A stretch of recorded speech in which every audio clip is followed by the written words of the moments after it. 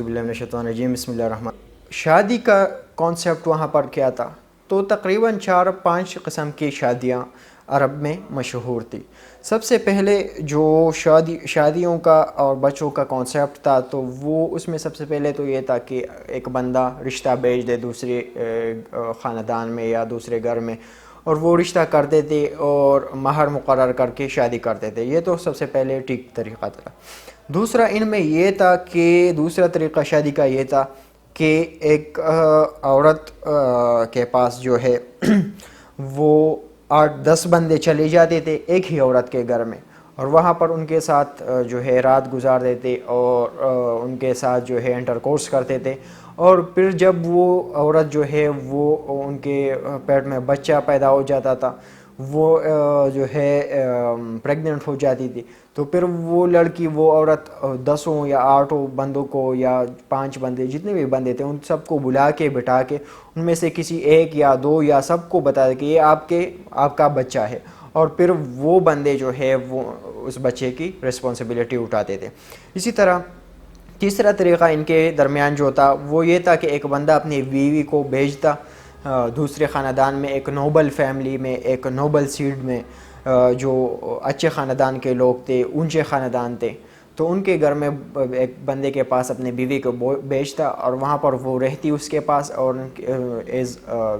بیوی کی طرح اس کے ساتھ رہتی، اور جب وہ پریگننٹ ہو جاتی تو پھر اپنے شوہر کے پاس واپس آتی، اور اس کے بعد جب بچہ پیدا ہوتا تو وہ ان کا بچہ ہوتا۔ اس کا مقصد ان کا یہ تھا کہ وہ اچھے خاندان کے اچھی سیڈ کو جو ہے اچھا جو تخم ہے، نوبل خاندان ہے، اس کا تخم جو ہے وہ ہمارے گھر میں آئے۔ یہ ان کا مقصد تھا اس کے پیچھے۔ چوتھا جو تھا ان کے درمیان وہ آج کل جو پروسٹیوٹس ہوتے ہیں، جو زنا کرنے والی عورتیں ہوتی ہیں، جیسے اسی طرح تھا اس زمانے میں بھی وہ اپنے گھر پر ایک جھنڈا لہراتی تھی کہ یہاں پر کوئی بھی مرد آ سکتا ہے اور یہاں پر جو ہے وہ زنا کر سکتا ہے، اور جب وہ زنا کر لیتے تھے وہ لوگ، تو پھر وہ عورت جب پریگننٹ ہو جاتی تھی تو وہ ان آدمیوں کو بلا کے اور ایک فزیونومسٹ جو شکل دیکھ کے بتاتا ہے کہ کون سا بچہ کس آدمی کا ہے، اسے بلا کے پھر وہ معلوم کرتے تھے کہ کون سا بچہ کس کا ہے۔ تو یہ ان کے درمیان جو ہے یہ پرومیننٹ تھا۔ پانچواں جو ان کے درمیان قسم تھا تو وہ مدتا میرج کا تھا، ٹیمپرری میرج جسے ہم کہتے ہیں، کہ ایک خاص وقت کے لیے وہ شادی کرتے تھے، 1 مہینے کے لیے، 2 مہینے کے، اور اس کا مقصد یہ تھا کہ اگر کوئی بندہ کسی جگہ چلا جائے کاروبار کے لیے اور وہاں وہ 1 مہینہ رہے گا، 2 مہینہ رہے گا، 3 مہینہ، تو وہ وہاں پر شادی کر دیتا تھا اتنے وقت کے لیے جتنے وقت کے لیے وہ وہاں رہے گا، اور پھر وہ طلاق دے کے واپس آ جاتا تھا۔ تو یہ سارے اقسام جو ہے یہ ان میں پرومیننٹ تھے، وہاں اس وقت کے جو ہے شادیاں اس طرح ہوتی تھی۔ اب آتے ہیں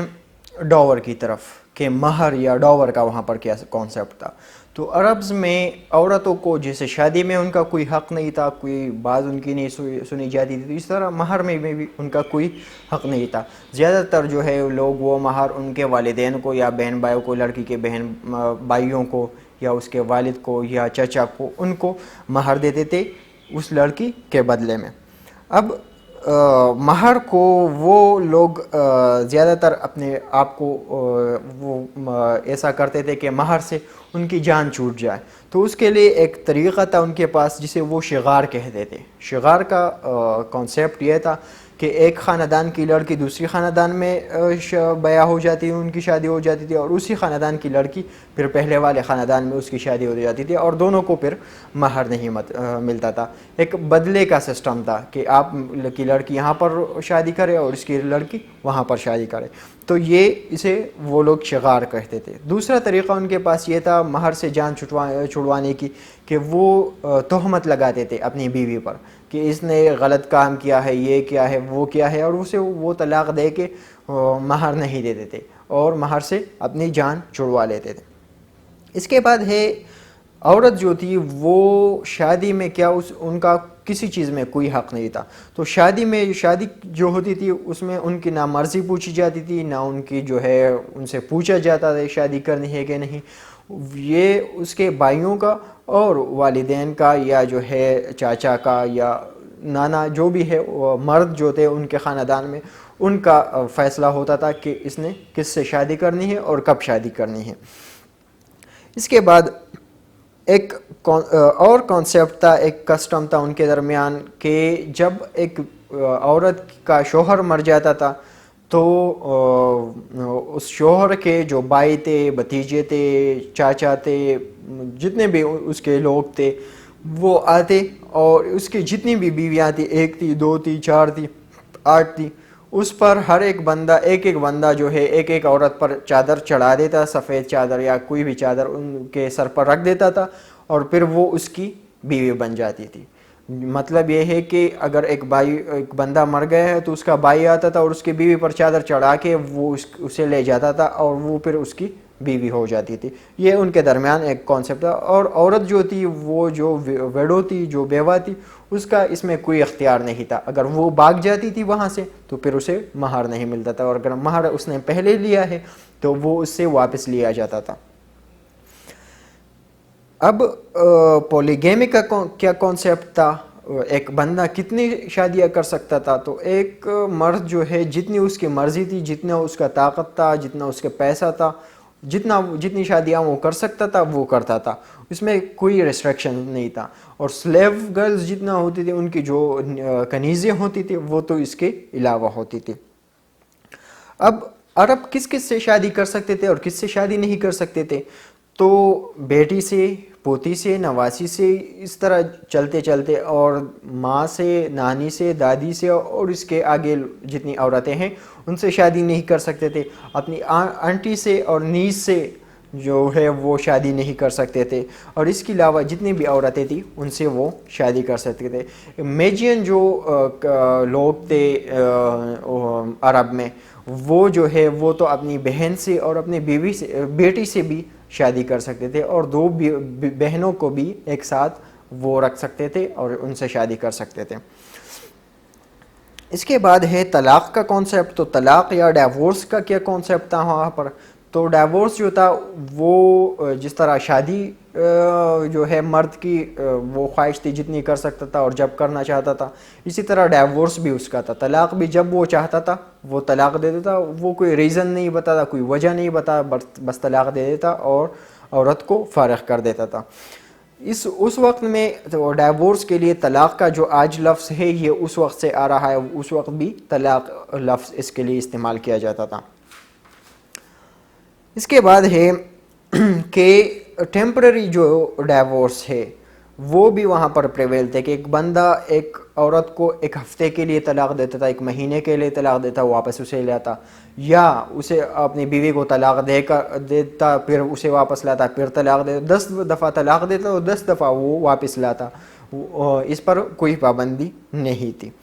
الہ کا ایک کانسیپٹ تھا کہ آپ جو ہے اپنے بیوی کو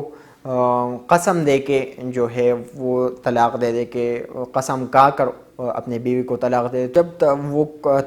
قسم کھا لیتا تھا اور طلاق دے دیتا تو پھر وہ واپس نہیں ہوتا۔ دوسرا قسم جو تھا وہ زہار تھا، پرماننٹ ڈیورس کا، کہ وہ ایک شوہر اپنی بیوی کو بولتا تھا کہ آپ میری ماں جیسے ہو، میری بہن جیسے ہو، اور پھر وہ ڈیورس ہو جاتا تھا اور پھر وہ واپس اسے نہیں لا سکتا تھا۔ تو یہ طلاق کے اقسام تھے۔ اس کے بعد ہے ہمارے پاس خلا۔ خلا جو ہے کہ ایک عورت اگر شادی ختم کرنا چاہتی تھی تو اس کے عورت کے پاس یا بیوی کے پاس اختیار نہیں تھا، لیکن اس کے جو بھائی تھے، اس کا جو والدین تھے یا اس کے چچا تھے، وہ خلا لے سکتے تھے اس کے شوہر سے اور اسے آزاد کر سکتے، پر اس کو پھر ڈاور نہیں ملتا تھا، اس کو جو اس کا مہر تھا وہ اس سے لیا جاتا تھا۔ ڈیورس کا یا کانسیپٹ جو تھا، اس کے بعد عدت کا کیا معاملہ تھا؟ تو عدت عورت کے لیے وہ 1 سال کا وقت ہوتا تھا، 1 سال وہ عدت میں رہتی تھی۔ بچے جو تھے ان شادیوں سے اگر کوئی جتنے بھی بچے ہو جاتے ہیں وہ سارے لیجیٹمیٹ ہوتے، جو 5 اقسام ہم نے شادی کے بتائے وہ سارے جو ہے وہ لیجیٹمیٹ چلڈرن ہوتے تھے۔ اسی طرح اڈاپٹ بھی کر سکتے تھے، کسی اور کا بچہ بھی اڈاپٹ کر سکتے تھے، اپنے ساتھ اسے رکھ سکتے تھے، اور اس بچے کے پھر ایسے حقوق تھے جیسے اپنے نیچرل چائلڈ کے ہوتے، جو پیدائشی بچہ اس کا ہوتا ہے اس کے ہوتے ہیں۔ فیمیل انفینٹیسائڈ ایک کانسیپٹ تھا وہاں پر، کہ جو لڑکیاں تھیں ان سے نفرت کرتے تھے، لڑکیوں کو اتنا زیادہ پسند نہیں کرتے تھے، اور لڑکیوں کو زندہ درگور کیا جاتا تھا وہاں پر، اور اس کو ایک ایسا جو ہے برا کہتے تھے کہ ایک لڑکی ایک گھر میں آئی ہے تو یہ ان کے ساتھ برا ہوا ہے، ایسا ایک کانسیپٹ ان کے ساتھ تھا۔ کیلیمٹی اسے سمجھتے تھے کہ یہ ہمارے اوپر کوئی عذاب ہے یا قہر ہے، اسی وجہ سے یہ لڑکی ہمارے پاس آئی ہے، ہمارے گھر میں پیدا ہوئی ہے۔ تو یہ تھا شادی اور بچوں کے لحاظ کے حوالے سے ان کا کانسیپٹ۔ آج کے لیے اتنا ہی کافی ہے، دعاؤں میں یاد رکھیے۔ اللہ حافظ۔